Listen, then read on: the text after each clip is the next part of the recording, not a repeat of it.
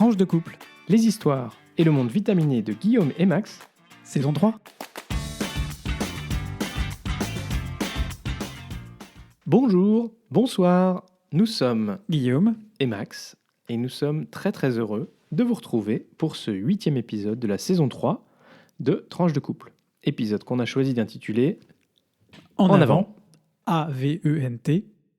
Et oui, mais ça n'est pas une faute d'orthographe. Non, non, non. Par contre, c'est un peu déconnecté du reste du podcast, mais une fois de temps en temps, pourquoi pas. Ça fait plaisir. Merci d'abord à toutes et à tous de nous écouter, ça nous fait chaud au cœur et comme d'habitude, on vous invite à vous abonner à ce podcast pour être notifié des nouveaux épisodes diffusés le lundi, tous les 15 jours.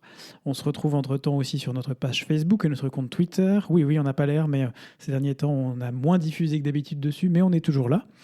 Et toujours le hashtag ou arrobase tranche, le chiffre de couple au singulier comme le nom du podcast, ou par email tranche2couple@gmail.com. Et oui, et on vous remercie de partager ces épisodes sur vos réseaux sociaux, à vos proches, à toutes celles et tous ceux qui peuvent être susceptibles d'être intéressés par notre podcast et par les informations qu'on met dedans. Ça nous permettra de continuer à accroître la visibilité de Tranche de couple et puis de garder la motivation pour vous proposer cette petite tranche de vie tous les 15 jours. Alors, on commence comme d'habitude par la rubrique Actu. Et aujourd'hui, Guillaume fait un peu la suite d'une précédente Actu qu'on avait coupée, ou en tout cas on n'avait pas tout traité. Alors Guillaume, c'est à toi. Tout à fait, et dans l'épisode 5, on vous avait parlé du woke ou du wokisme et du concept de cancel culture, mais on n'avait pas eu le temps de revenir dessus plus largement. Donc, me voilà ici pour vous parler de cancel culture. On vous en a parlé d'ailleurs même avant l'épisode 5, dans des épisodes, voire des saisons précédentes, sur notamment des déboulonnages de statues qui avaient eu lieu dans plusieurs villes aux USA et au Royaume-Uni. Ah oui. J'avais alors donné quelques explications sur ce concept qui est en fait une émanation, une sorte de branche du woke, si on creuse un peu l'origine. L'idée derrière de la cancel culture, c'est de supprimer toute référence commémorative, statue, monument par exemple, à des événements ou à des personnes passées dont certaines personnes ou certains groupes considèrent aujourd'hui que leur part d'ombre est trop importante.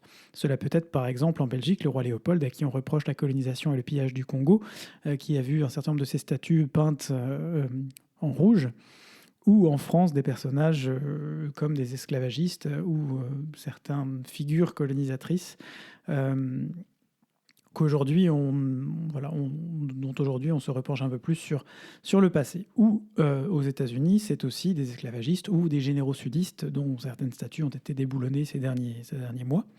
Mais ça peut tout aussi bien être des personnes toujours en vie, comme l'acteur de House of Cards Kevin Spacey ou Johnny Depp, accusés eux d'agression sexuelle et qui ont un peu disparu du paysage hollywoodien. Ça peut aussi être par exemple Joanne Kathleen Rowling, l'auteur d'Harry Potter, qui avait commis un tweet pas très fin et un chouïa un peu plus qu'un chouïa insultant pour la communauté trans qui a subi des appels au cancel avec un succès assez limité dans ce cas précis. Ça peut être aussi un ouvrage, par exemple un film ou un livre. Autant d'emporte le vent avait disparu du catalogue temporairement, du catalogue d'HBO Max aux États-Unis, le temps d'ajouter un disclaimer, ou en français une notice, au début du film pour prévenir les spectateurs que certaines scènes peuvent être considérées comme comportant une forme de racisme, de préjugés ou de clichés de nature à froisser une partie ou interpeller une partie de la communauté. Ça peut aussi parfois tourner à des situations un peu plus ubuesques, telles que le très fameux Blanche-Neige de Disney, qui était victime d'un faux appel au boycott cancel, destiné en réalité à décrédibiliser l'ouverture d'une nouvelle attraction dans le parc Disney local à San Francisco. Et cet appel était lié au fait que le baiser que donne le prince à Blanche-Neige à la fin du dessin animé n'était pas consenti. On a aussi beaucoup parlé de BD comme Tintin au Congo ou plus récemment Tintin en Amérique, qui a été interdit dans certains États du Canada justement parce qu'il risquait avec ses références de heurter les peuples autochtones. Alors comme le mouvement woke, le mouvement cancel reste assez difficile à cerner en réalité, et pour cause, il est souvent très localisé, au sens de quelque chose ou quelqu'un qui est susceptible d'être cancel, par exemple en Belgique, ne l'est pas nécessairement en France ou aux USA, et vice-versa. Il y a autant de, j'ai envie de dire, comme pour le woke, de définition de la cancel culture qu'il y a de pays dans lesquels on essaye, ou des groupes essayent d'implémenter ce concept. Et il n'a pas vraiment donc de base commune, il est par essence un concept très anglo-saxon, très lié même aux États-Unis, difficile à rapporter directement chez nous. En tout état de cause, il est nécessaire de prendre avec prudence et de ne pas, à l'ère des réseaux sociaux, créer de cabale ou de vouloir se faire justice soi-même sans derrière imaginer les conséquences que ça peut avoir sur d'autres êtres humains. Chez les entreprises, la peur du cancel, de l'appel au boycott, n'est pas nouvelle. Certaines l'ont anticipé, telle L'Oréal dans les années 2000, qui a supprimé le terme blanc ou blanchiment de ses publicités, ou plus récemment, il y a 2 ans en arrière, Oncle Ben's qui a changé son logo, jugé raciste suite à un appel au boycott de la communauté afro-américaine aux États-Unis. Oncle Ben's a donc supprimé le personnage qui était intégré. On appelle ces 2 méthodes l'anticipation ou l'action. On vous remettra quelques liens sur nos réseaux sociaux pour vous remettre un peu le contexte de ces termes. Et puis quant à nos chers politiques, puisque finalement c'est ce qui m'a poussé à parler du woke en premier lieu, qui craignent tellement comme le wokisme ou la peste, cette cancel culture comme on dit chez nous, il n'y en a pas un pour racheter l'autre, ils parlent souvent pour ne rien dire ou pour mal le dire, ou encore pour s'attirer les louanges des franges les plus extrêmes de l'électorat. Eric, si tu m'entends. Ouais, c'est très en vogue en ce moment. C'est très en vogue, c'est très... Trop. Enfin bref, trop. Mais rien ne vaut une petite recherche, faites vos propres recherches, comme on dit, pour comprendre un peu ce qui se cache derrière des termes qui sont des termes étrangers et des cultures étrangères, pour, selon moi, comprendre qu'en réalité, ces 2 concepts n'ont pas vraiment de place dans la société française ou même dans la société belge telle qu'elle existe aujourd'hui, en tout cas sous la forme sous laquelle ils sont apparus aux États-Unis, puisque notre histoire, notre culture et notre société sont fort différentes. Ça ne signifie pas qu'il n'y a rien à en tirer pour la France ou pour la Belgique, pour l'Europe, mais plutôt qu'il faudrait s'interroger sur la forme que pourrait prendre cette prise de conscience de la diversité de notre société chez nous, et plus largement se poser la question de si, au-delà de l'appel au boycott, ça ne peut pas aussi être une façon de prendre conscience de certaines erreurs du passé ou même contemporaines et de corriger le tir, en somme, de progresser vers une société plus inclusive. Merci beaucoup Guillaume, je pense que tu as donné des clés de lecture sur cancel culture à beaucoup de gens et à moi également. J'espère, et que maintenant chacun l'utilisera dans son vocabulaire quotidien ou pas d'ailleurs, mais que ça vous aura aidé à progresser sur ce sujet. Ouais, il faut être un peu éclairé. Tout à fait. Alors, on enchaîne, sans transition, dans On décrypte l'Europe. Max, tu nous parles de Global Gateway. Qu'est-ce que c'est? What is it? Alors effectivement, aujourd'hui je voulais vous faire un petit focus sur une nouvelle initiative qui a été annoncée par la Commission et le haut représentant pour la politique de sécurité de l'Union européenne, Global Gateway.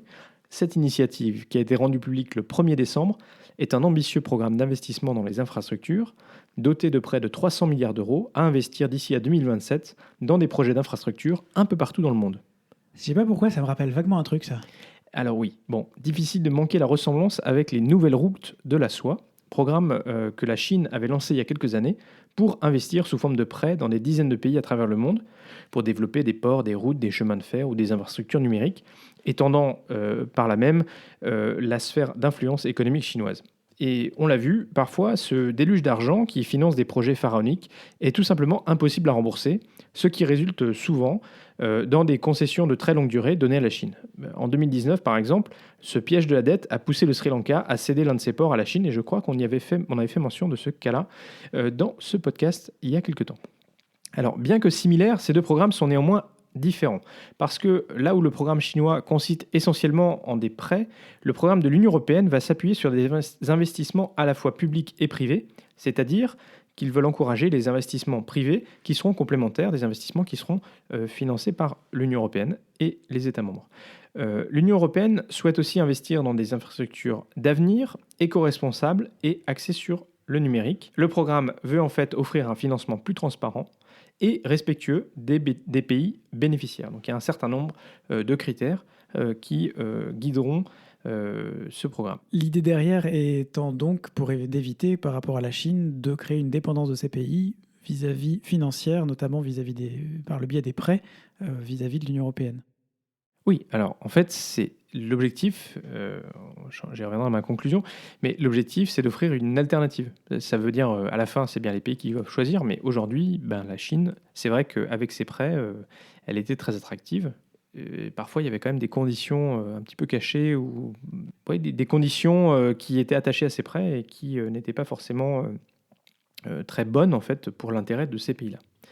On, on s'était retrouvé comme ça en Union européenne, au Monténégro, avec un pays qui demandait, dans le cadre de son adhésion, non, à l'Union européenne de rembourser à la Chine un prêt que le Monténégro avait fait pour créer une ligne de chemin, une autoroute en pleine montagne, peu utilisée, enfin très Ah, près de chez nous finalement. oui, parce qu'en plus, bon, il faut quand même dire que de fait, la Chine parfois finance des infrastructures qui sont pas très, enfin, qui sont pas nécessairement celles qui sont Qui le plus coûte cher et qui importantes. rapporte peu. D'autant qu'il y a certaines conditions qui sont associées. En général, il faut utiliser du matériel et des personnels chinois pour construire les infrastructures. Donc en fait, l'argent revient dans le système aussi. Alors, Global Gateway orientera ses investissements dans 5 secteurs prioritaires. Le digital, l'objectif c'est de promouvoir un Internet ouvert et sûr. Dans le climat et l'énergie, pour faciliter la transition vers des énergies propres. Dans le transport, pour financer des modes de transport verts, sécurisés et innovants. Dans la santé, pour renforcer les chaînes de valeur et notamment produire localement des vaccins. Et dans l'éducation et la recherche, avec un point d'attention particulier pour les jeunes filles, les femmes et les groupes vulnérables. Alors le programme, je l'ai mentionné, sera soutenu non seulement par l'Union européenne, mais sera aussi, donc les institutions, mais coordonné avec les États membres et les institutions financières européennes pour maximiser son impact. Alors pour conclure, on peut mentionner un autre programme similaire, celui des États-Unis, qui s'appelle Reconstruire un monde meilleur, qui vise lui aussi à offrir une alternative à la Chine pour les pays en recherche de financement d'infrastructures. Bon, en tout cas, c'est plutôt une belle initiative. C'est super que l'Europe structure une telle alternative, car je l'ai mentionné jusqu'ici, ou on en a parlé jusqu'ici, on avait globalement tapis rouge pour la Chine. On verra maintenant si le programme européen réussit à séduire les partenaires de l'Europe dans le monde. 300 milliards, c'est une sacrée somme, mais il faudra effectivement voir ce que ça produira comme effet final. Rendez-vous en 2027. Merci Max pour ce petite explication de ce Global Gateway très important au niveau stratégique aussi pour l'Union européenne. Exactement. Si on veut être une alternative crédible aux puissances dans le monde, eh ben, c'est important aussi de pouvoir offrir des investissements qui ne soient pas attachés à des conditions comme d'autres. On ne les tienne pas par le collet derrière. Exactement. Pour parler un peu... On a fait 2 actus qui étaient quand même un peu fournis. Alors du coup, on va simplement finir avec la rubrique Belgitude. Et aujourd'hui, Guillaume, une nouvelle fois, tu veux nous... le Codeco. C'est ça, voilà. C'est mon état d'esprit aujourd'hui. Avant de commencer cette rubrique Belgitude, vous l'aurez peut-être compris que ce sera une rubrique plutôt coup de poing. Et la petite footnote, c'est que le Codeco, c'est toujours le comité de concertation lié au Covid et aux mesures sanitaires à mettre en œuvre dans le pays. Vas-y, Absolument, Guillaume. c'est un peu l'équivalent du Conseil de défense en France, sachant qu'en Belgique, en réalité, c'est plutôt la foire d'Empoigne, voire la foire à Neuneu, voire le cirque. Le Codeco, ça a été créé, pour revenir très rapidement dessus, l'année dernière, quand le Covid est arrivé, l'objectif étant de mettre autour de la table les extrêmement nombreux gouvernements belges pour faire en sorte d'uniformiser les mesures qui allait être prise en Belgique. On a vu, ça a fonctionné pendant quelques mois et on a réussi à avoir des directions plutôt logiques, plutôt cohérentes, notamment on était sous l'ère Sophie Phil Wilmès, et puis ça ressemblait globalement à quelque chose. Les Codeco se sont arrêtés, je crois, à la fin du printemps dernier, puisqu'il n'y avait plus vraiment de raison. La situation s'améliorait et on s'est dit, chouette, on s'en débarrasse. Chaque région reprend son propre autonomie pour prendre des mesures. Chouette, génial. Au mois de novembre, enfin depuis octobre, mais surtout au mois de novembre, évidemment, comme partout ailleurs en Europe, les cas de Covid explosent et l'augmentation de l'occupation des hôpitaux aussi. La Belgique, comme à son habitude, se retrouve à devoir mettre donc d'accord les Flamands, les Wallons, les germanophones, Bruxelles-Capitale, la Fédération Wallonie-Bruxelles, bref, Dieu. Welcome back dans le millefeuille de ce pays absolument insupportable certains jours. Quand je vous dis c'est amer le Codeco, c'était aussi pour dire que donc ils avaient juré qu'ils apprendraient des erreurs du passé, les erreurs du passé étant que les Codeco avaient été trop rapprochés et que donc dans le passé on n'avait pas pu réellement évaluer les mesures prises. sous-entendu, les petites lignes aussi, c'était de dire que certaines mesures n'étaient peut-être pas suffisamment efficaces et qu'il fallait donc rajouter des mesures assez vite. On a donc eu un premier Codeco de l'ère 2021, entre guillemets, et de l'ère Alexander De Croo, qui a eu lieu le 19 novembre dernier. Après ce premier Codeco, on a dit non, on va attendre un peu. Résultat, la semaine suivante, le 24 novembre, on convoque un nouveau Codeco pour le 26 pour prendre de nouvelles mesures parce que manifestement, il y avait encore besoin, il y avait urgence, il y a le feu à la baraque, comme on dit. Mais on dit on va attendre cette fois-ci 2 semaines, donc jusqu'au mi-décembre, pour créer un nouveau Codeco. Paf, qui arrive dans le jeu? Notre ami Jan Jambon, président de la Flandre, qui débarque le mercredi 1er décembre en disant il y a l'urgence, en fait il y a urgence dans les écoles en Flandre dont les classes ferment les unes derrière les autres, il nous faut un nouveau Codeco le 3. Le 3 décembre dernier, donc il y a 2 jours par rapport au moment où on enregistre ce podcast, nouveau Codeco, auquel assistent un certain nombre, comme d'habitude, de grands pontes de la politique en Belgique. Et chacun semble se rendre compte, selon un article du soir, que en réalité, Jan Jambon a convoqué ce Codeco non pas pour prendre des mesures plus strictes au niveau général, comme disons pour prendre l'intérêt général, disons, mais plus parce que le maire d'Anvers, qui fait partie du même pays, vous le connaissez, il s'appelle Bart de Wever, vous l'a présenté dans le passé, notamment en caleçon pendant une interview à la télé. Le maire d'Anvers avait un très gros événement ce week-end, rassemblant plusieurs milliers d'enfants au Sports Palace, une grande halle de spectacle, de concert, de sport qui a lieu à Anvers. Ce monsieur n'ayant pas vraiment envie d'annuler lui-même cet événement et de payer les frais, ce serait donc dit, semble-t-il... Rumeur. Je parle quand même de la libre, mais ce serait donc dit qu'il serait beaucoup plus intéressant de faire passer ça sur le fédéral, pour que ce soit le fédéral qui paye, évidemment. Après tout, c'est de l'argent flamand, messieurs, dames. Donc, Monsieur De Wever aurait mandaté Jan Jambon pour tirer la sonnette d'alarme, le signal d'alarme, et dire on a besoin d'un nouveau Codeco et de nouvelles restrictions. Qu'à cela ne tienne, nouveau Codeco, nouvelles restrictions, les dernières annoncées étant la fermeture des classes le 20 décembre au lieu du 24. Donc on a gagné une semaine entre guillemets de vacances, mais ça paraît très tardif puisque par rapport à aujourd'hui c'est toujours dans 15 jours. La situation c'est aujourd'hui qu'elle est compliquée. Bref, on a aussi des restrictions un peu plus fortes sur le domaine de la culture et c'est là que je vais pousser mon coup de gueule puisque en fait dans ces Codeco l'objectif c'était de passer une mesure forte pour faire oublier que les mesures autour étaient un peu ridicules. La mesure forte passée pour la culture, c'est de relimiter à nouveau la jauge des salles de spectacle, de concerts et de tout événement public en intérieur en Belgique à 200 personnes. Ce qui veut dire qu'une salle de concert, par exemple, qui a 200 places, pourra accueillir 100% de sa jauge, mais une salle de concert comme Beaux-Arts, La Monnaie, le Théâtre National, le KVS, qui ont des jauges entre 600 et 1200 personnes, eux devront se contenter de 200 personnes. Pourquoi c'est une infamie?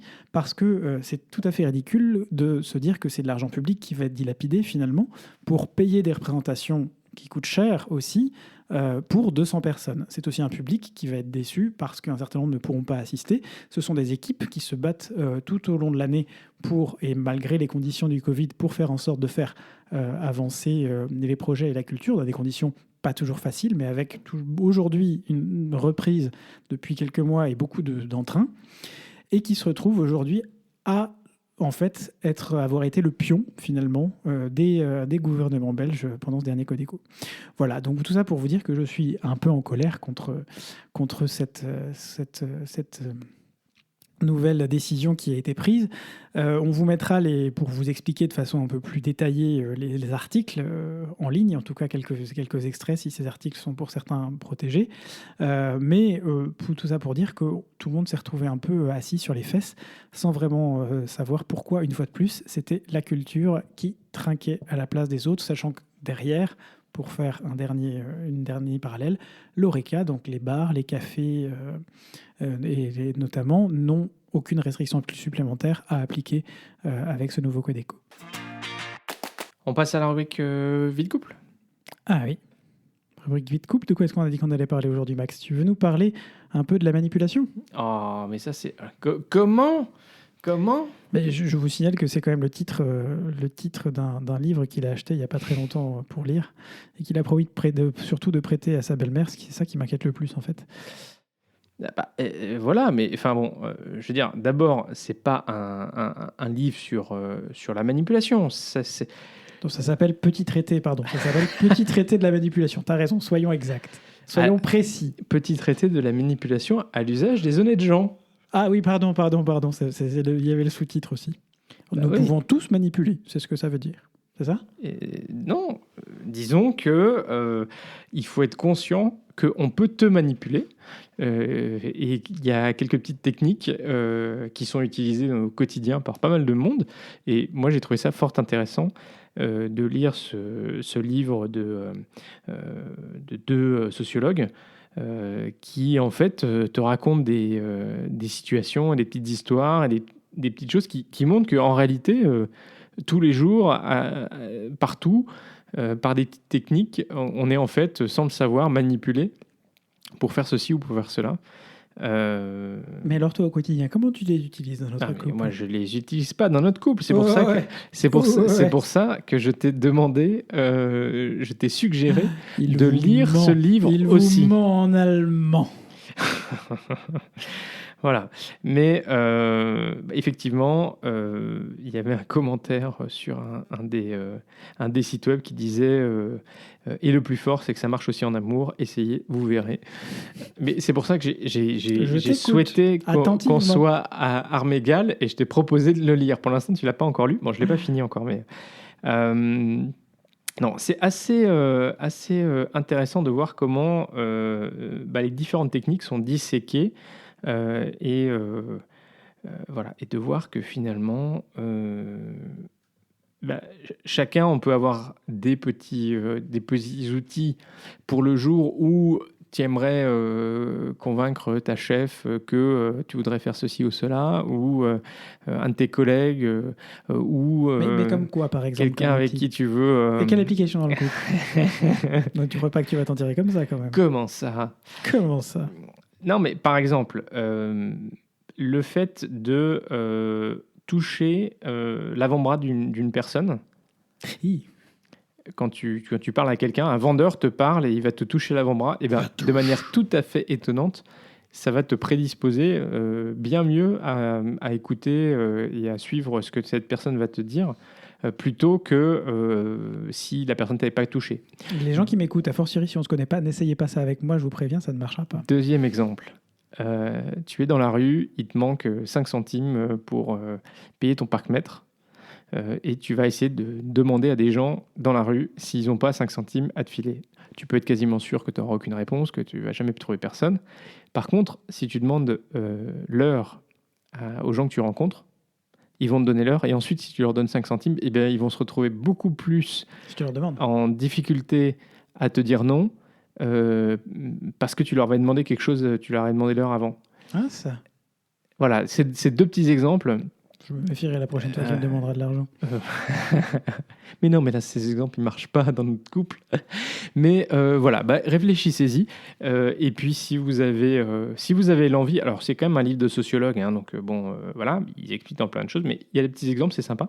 Voilà, ça coûte 22,20 €. Vous pouvez le commander dans vos bonnes librairies. Puis vous pouvez demander à Max quelle est l'application à en faire au quotidien dans le couple. Je ne fais pas d'application de ça dans mon couple, donc je ne pourrais pas vous donner d'exemple. Je suis vraiment désolé.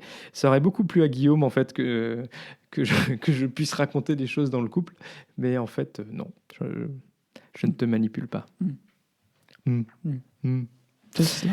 Bon, alors, on va parler d'un deuxième sujet, et c'est Guillaume qui, cette fois, a souhaité le mettre... C'est faux, c'est faux, non, c'est faux, c'est n'importe quoi. Non, je n'en fais pas trop, jamais. Voilà, c'est pas du tout mon style. Ça. Non, pas du tout. Le sujet, c'est le mec qui en fait trop. Non, c'est pas moi. Alors, mais pourquoi Guillaume ? Justement, je sais pas, je te demande. Ah, si. Tu sais bien. Moi, j'en fais trop. Un peu too much, parfois. Ah oui. Genre ? Pourquoi c'est moi qui dois parler ? Parce que c'est toi qui m'accuses. Non, c'est toi qui l'as mis dans le podcast. Ça n'a rien à voir, c'est pas la question. C'était à quel sujet déjà ? Je sais plus. Non, parce qu'il faut dire, on essaie de prendre des notes pendant la semaine qui passe pour savoir quel sujet on va traiter dans notre podcast. Donc sachez que j'en ai fait trop cette semaine, mais on n'arrive pas à se souvenir de quand. Donc j'en ai fait trop. Quand est-ce que j'en fais trop? Moi, j'en fais toujours un peu trop, de toute façon. Oui, légèrement. Bah, vas-y, donne des exemples. Mais j'ai pas d'exemple en tête. C'est toujours difficile. L'accusation est facile, mais... La prochaine fois, tu mettras un peu plus de détails pour éviter de se retrouver comme ça. Hein, parce que... Mais c'était pas toi quand on faisait trop, d'ailleurs? Non, je crois pas. Pas toi qui... Si, quand je suis venu t'apporter ton ordinateur, alors que tu l'avais oublié à la maison. C'est trop mignon. Voilà, alors là, vous voyez, ça typiquement, on revient donc au poste, à l'information présente sur la manipulation. Là, il est typiquement en train de vous manipuler pour faire passer un sujet qui pourrait tourner en sa défaveur en réalité un truc où on va pouvoir le caresser gentiment dans le sens du poil. Pourquoi? Il est formidable. Alors attends, excuse-moi, il faut mais... que je lise ce bouquin. C'est exceptionnel le résultat. Là, c'est Guillaume qui essaie de retourner la situation parce que c'était quand même lui qui avait écrit le sujet comme lui étant l'homme qui en faisait trop. Et finalement, à la fin, c'est vers moi que ça se retourne. C'est ça. Non, mais c'est vrai qu'il peut m'arriver d'en faire trop. Dans quel genre de situation? Non, mais je suis quelqu'un d'entier, donc par définition, parfois je me lance un peu la tête la première. Je suis un bélier aussi, hein, ça n'aide pas. Mais je me lance un peu la tête la première dans certaines... Toi aussi d'ailleurs, non? Non, légèrement bélier. Deux béliers ensemble. De temps en temps, ça cogne. On aurait dû regarder notre horoscope avant. De temps en temps, ça cogne. Mais non, j'essaye de me souvenir d'à quel moment est-ce qu'on a pu marquer ça où j'en faisais trop. Mais je me souviens plus. Mais ça m'étonne pas de moi, encore une fois. Hein. Je ne suis pas complètement surpris. Un peu too much, quoi. Ouais, bon, non, mais en fait, la réalité, c'est que... Pour vous donner un moment où je peux en faire trop, par exemple, où on peut en faire trop, je ne citerai pas de nom, mais juste, vous ne vous en êtes pas rendu compte parce que ça aurait été coupé au montage, mais on en a fait trop. Il y a approximativement 5 minutes, on s'est un peu pris la tête sur une bêtise sur laquelle je ne reviendrai pas. Et c'est vrai qu'on a un peu tendance, voilà, de repartager, à monter dans les tours, tous les deux, et à très vite se prendre le chou sur, pardon pour l'expression, les enfants, bouchez-vous les oreilles, des conneries. Ah bah voilà, bon, ça va encore. Oui, non, mais on est d'accord que le mec qui en fait trop, c'est un peu nous deux en fait. Chacun à sa mesure et dans son... Et chacun a sa démesure aussi. Et sa démesure. Bon, voilà. Donc vous saurez qu'on en fait trop, mais vous ne saurez pas exactement si on trouve des exemples, on les mettra sur Twitter et sur Facebook parce que bon. Mais méfiez-vous quand même de pas trop en faire et dans votre couple de maintenir une forme d'équilibre pour maintenir la communication, la fluidité du contact. Là encore, on vous rappellera notre petit conseil, ne vous couchez pas fâché. Non, ça c'est vrai. Voilà. Tout à fait. Alors, dernier sujet de la vie de couple, c'est un sujet un petit peu récent. Oui, tout à fait. Puisque nous avons vécu un grand moment hier soir. Bon, nous, on n'était pas devant, mais néanmoins. Nous, ça va faire genre, on était devant. En fait, non. Hier soir, on était au resto japonais. Très bon resto, d'ailleurs. Très, très bon resto japonais. Pas très loin de chez nous. On n'a absolument pas vécu ça en direct. Exactement. Mais c'était la fin du chapitre 2 de Fortnite. Alors Fortnite, pour ceux qui débarquent, on en a parlé il y a quelques temps dans notre podcast. Je ne sais pas si Guillaume arrivera à nous retrouver je pense que c'était la saison dernière. De Fortnite Bon, je ne sais plus exactement, mais enfin, vous avez qu'à écouter les épisodes. Voilà. Donc voilà, ça fait quelques mois qu'on joue à Fortnite tous les deux. Moi, je suis sur la Switch, Guillaume est sur son ordinateur de gamer. Et les saisons de Fortnite sont organisées en chapitres et en épisodes. Et donc hier, c'était la fin de l'épisode 2. Du chapitre 2 ? C'était la fin du chapitre 8 de la saison 2. Donc c'était la fin de la saison 2 en fait. On est passé, sauf erreur de ma part, à la saison 3 aujourd'hui de Fortnite. Mais je crois qu'en fait on appelle ça les chapitres en Fortnite. Pas la saison, chapitre. Ouais. Donc, chapitre, on est passé au chapitre 3. On est passé au chapitre 3 aujourd'hui à 16h. Donc aujourd'hui on est le 5 décembre. Et donc il y a une nouvelle carte. Il y a toute une histoire et c'est vraiment super bien fait. Vous pouvez trouver plein de vidéos sur Internet si c'est vous dit. Vous pouvez même regarder le trailer, la bande-annonce de la saison 3 pour savoir ce que c'est. Et puis si ça vous dit de rejoindre Fortnite et d'essayer, comme d'habitude, on redémarre à zéro. Donc si vous rejoignez au tout début, comme ça, vous pourrez découvrir. Et bon, ceux qui ont beaucoup d'expérience, comme Guillaume, qui était quand même arrivé au niveau 150, 250, voilà. Bon. Moi, j'étais juste au niveau 100. Ils iront plus vite que vous, mais c'est pas très grave. Voilà, donc on voulait juste faire un petit clin d'œil sur le fait que on avait changé de carte et on n'a pas encore réussi à jouer parce que les serveurs sont débordés. Bah forcément, il est 18h21, ils ont ouvert le jeu genre il y a 2 heures. Tout le monde s'est précipité, donc du coup, on n'a pas tant de choses que ça à vous dire. Mais bon, écoute, on vous en reparlera peut-être à l'occasion. Sans transition, dernière rubrique de ce podcast. C'est une rubrique qui tient beaucoup à cœur à Max, et je suis très fier que Max, d'ailleurs, vous présente cette rubrique. On a choisi de l'axer sur la diversité en vous parlant des identités de genre. Et donc, Max, tu vas aborder ce sujet délicat, mais tellement important finalement quand on veut mieux comprendre les autres. Et oui, je vais essayer dans les prochaines minutes de vous donner quelques clés de compréhension sur la base d'un atelier de sensibilisation aux transidentités que j'ai pu suivre en tant que bénévole du refuge à Bruxelles. Parce que le refuge, en fait, accueille un certain nombre de jeunes trans ou de jeunes qui se posent des questions sur leurs identités de genre. Et donc, c'était important pour l'équipe permanente comme pour les bénévoles de se former. C'est un sujet complexe, comme Guillaume, tu l'as dit. Alors, j'espère que vous ne m'en voudrez pas. Mon propos sera forcément incomplet et limité, mais néanmoins, j'espère qu'il sera clair et surtout qu'il sera respectueux parce que c'est fondamental. Alors, commençons par des définitions, parce que ça, c'est important. On entend souvent des mots et on ne comprend pas forcément ce que ça veut dire, notamment dans la communauté LGBTQI+, où voilà, les gens utilisent des expressions et bon, c'est pas forcément toujours simple, y compris pour nous qui sommes peut-être un peu plus introduits que des personnes qui sont un peu plus éloignées de ces communautés-là. Alors, d'abord... Et encore, on ne maîtrise pas tout très bien. Transgenre. Alors, transgenre, c'est au pluriel. Ce sont des personnes dont l'assignation de genre à la naissance ne correspond pas à leur point de confort. Alors, vous noterez, je parle ici de point de confort, car on se place du point de vue de la personne. Et les personnes cisgenres, c'est à l'inverse des personnes qui sont confortables avec le genre qui leur a été assigné à la naissance. Alors, dans notre culture, le sexe et le genre sont généralement associés dans une approche très binaire. Les personnes qui se déclarent non binaires sont donc celles qui refusent d'être cataloguées dans un genre masculin ou féminin. Alors quand on parle des transidentités, il faut réaliser qu'il y a 3 aspects différents à prendre en compte. Alors le premier aspect, c'est le sexe biologique, ce qu'on a. Dans notre culture, le sexe est assigné à la naissance, sexe femelle ou sexe mâle, sur la base en particulier des organes génitaux. Cela correspond au fameux chromosome XX ou XY. Ça occulte le fait que certaines personnes, du fait de leurs chromosomes, par exemple, qui ne sont pas XX ou XY, mais autre chose, soit il y a une troisième lettre, soit il y en a une qui manque, ou un chiffre, voilà. De leurs hormones, de leur morphologie, ne sont ni mâles ni femelles. Et alors on parle du coup de personnes intersexuées. On a du mal à avoir une vision exhaustive car la médecine, même aujourd'hui, privilégie les mutilations et les stérilisations à la naissance ou à l'adolescence pour ceux qui ne tombent pas dans la norme. Mais au vu des formes connues, il y a à peu près 46 formes connues, à minima, on estime que ça représenterait 1,7% de la population.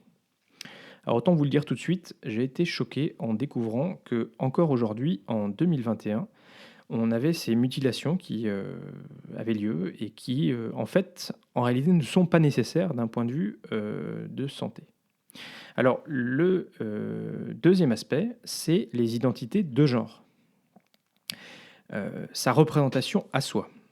Les 2 identités habituelles sont homme et femme. Pour chaque identité, on peut être cisgenre ou transgenre. Donc on parle d'homme cis ou d'homme trans ou de femme cis, femme trans.